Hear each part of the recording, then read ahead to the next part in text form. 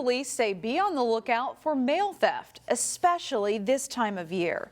And there's a particular reason why mail theft tends to spike right about now. Reporter Pafua Yang explains the problem and what you can do about it.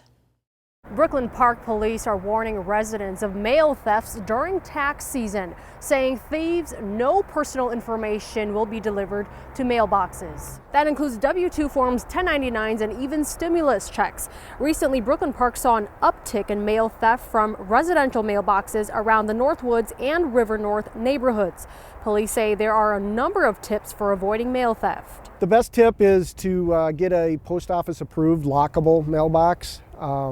That way your mail's secure after it's delivered. As well as don't put outgoing mail in your mail. You should always just bring that to the post office or use one of the blue post office mailboxes. Inspector DuPaul also suggests being timely. That means remembering to get your mail and not leave it out there. He adds that if you see suspicious activity around a mailbox, call 911. DuPaul says taking photos and videos of the suspicious act will help law enforcement. Reporting in Brooklyn Park, Pafua Yang, CCX News. There's some good news on the COVID-19 front. The Minnesota Department of Health Wednesday reported a dropping case rate. That goes along with the possibility of new vaccines on the horizon. Minnesota's case positivity rate has dipped to 4.3%. That's the lowest rate since July 1st. That news comes as efforts continue to vaccinate more people. On Wednesday, the state reported that nearly 460,000 people in Minnesota have received at least one dose of the COVID-19 vaccine. That's about 8% of the state's population. Filing is open for Brooklyn Park mayor. The person elected will fill the remaining 2 years of former Mayor Jeff Lundy's term.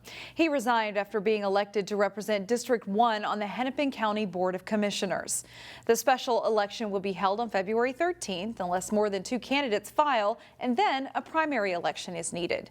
The primary would then move to April 13th, and the special election would move to August. Filing closes on February 16th. While this school year has been far from normal, students are still working hard to get good grades and improve their surrounding communities. In this week's edition of Standout Student, we recognize a junior from Wayzata High School who is working to make a long-term impact in an area that many of her classmates know nothing about. It's definitely been a challenge. We miss the face-to-face interaction. We're more than halfway through this school year unlike any other. And while some would describe it as challenging, Ella Frake has a different take. It's been quite nice. I've had a lot more time to focus on school and also horseback riding and my research project. That's right, she said horseback riding. Good, keep that rhythm. This Wayzata High School junior earns good grades while spending around 35 hours a week with horses. It's an activity she's been doing since the age of 5. I really like the communication between you and the horse. It's a whole nother level. And it's really nice because it feels like you're having a whole conversation with them without really saying anything. And so when you achieve something, it's really great. It's a rapport that takes time to develop, which is important in the world of horseback riding. Ella has won multiple awards with her horse, a lucky girl, also known as Ashley. But recently, horseback riding has become more than a hobby. Roughly 4 years ago, my horse experienced level 4 ulcers in her stomach, and we had to completely change her feeding diet and everything she was consuming. That incident made her want to learn more about why that happened. And through Wayzata's Honors Mentor Connection class, she began a project centered around researching the feeding protocols for horses with equine metabolic syndrome. You need to create that custom diet. You can't just feed them this and think it's going to work for every horse that goes through your barn. I mean, anytime you see a student that has such a passion, I mean, she just lights up when she starts to talk about her research and just the fluency of, relatively complex terms and ideas. Stretch up. That research could one day turn into a career in animal science. But in the meantime, she has the rest of the school year to worry about. My goals are to really get my paper written and get the presentation set and present it to the best I can. In Plymouth, Delaney Cleveland, CCX News. In restaurant news, plans for a Shake Shack in Maple Grove are moving slower than expected, but they are still in the works. Shake Shack wants to build between Portillo's and Red Lobster in the Shops at Arbor Lakes. This week, the City Council approved a change to the plans, which is adding a drive-through to the future building. A letter from the general manager at the Shops said Shake Shack felt it was imperative to redesign the building to incorporate a drive-through into its operations to better serve customers in the midst of COVID-19. It's been a difficult time for small craft beer makers, but a tap room in Golden Valley is trying to see the light at the end of the tunnel. This shutdown has been devastating for us and still is. It's hard to get, people are still scared, but I think it's getting better. The weather's slowly starting to change, so that will help too. Under Pressure Brewing in Golden Valley is celebrating its second anniversary. The tap room, which is allowed to operate at 50% capacity, will be releasing 2 beers. Its new Uncle Davy Scotch Ale, named after the co-owner's 95-year-old uncle, and its 2 Virgin Imperial Stout, a second rendition of a beer that's won numerous medals. Co-owner Lori Ertl says a loyal following has helped her business persist. So they continue to keep coming back, supporting us wonderfully. We can't thank the community more for helping us through these situations. I mean, this is just, it's been awful, and they've been here rallying us and supporting us. And if you've never tried craft beer or you're looking for something new, Under Pressure has more than 26 beers on tap, plus they offer more than 50 blends. Its second anniversary events take place on Friday and Saturday, which the owners stress follow safety and social distancing protocols.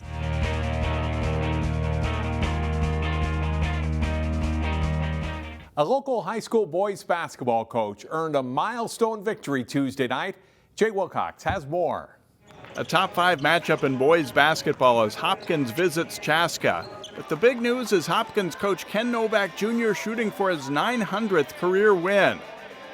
It's a good start for his Royals. Xavier White misses, but the rebound battle goes to Elvis Nagy, and his dunk makes it 9-2 Hopkins. Jalen Tremmel steals the pass, and he's in for the breakaway jam as the Royals go up by 2.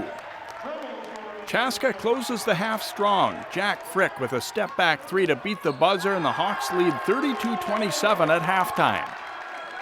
They keep the momentum.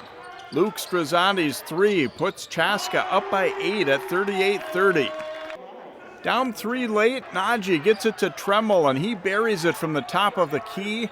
A back-and-forth battle goes to overtime, tied at 50. In OT, it's into Nagy, and he banks it home as Hopkins gets on the board first in the extra session.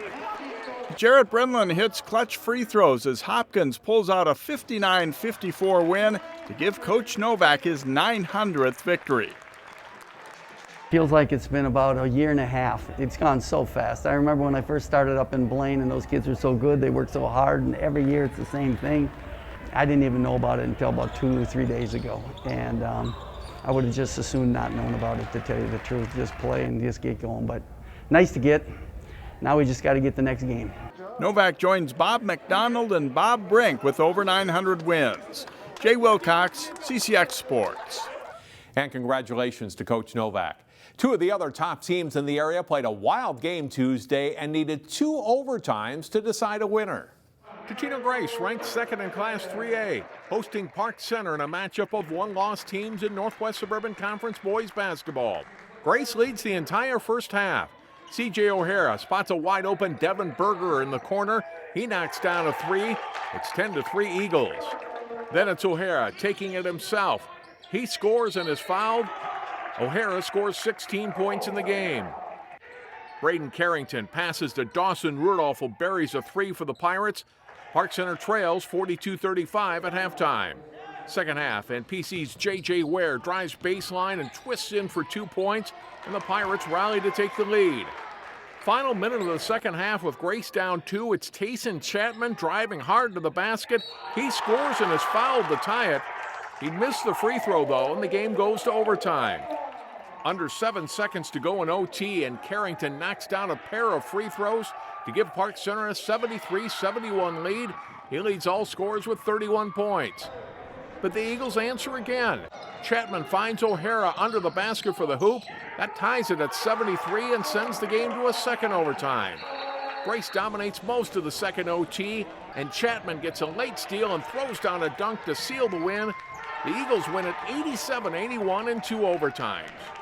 Wednesday marked the first day of another of the NCAA's National Letter of Intent signing periods. Because of the pandemic, most of our local schools did not have any in-person signings, but a couple did host small ceremonies, including Wayzata, where 8 student athletes were honored. At Hopkins High School, Josie Fieldman was one of 6 Royal seniors to sign.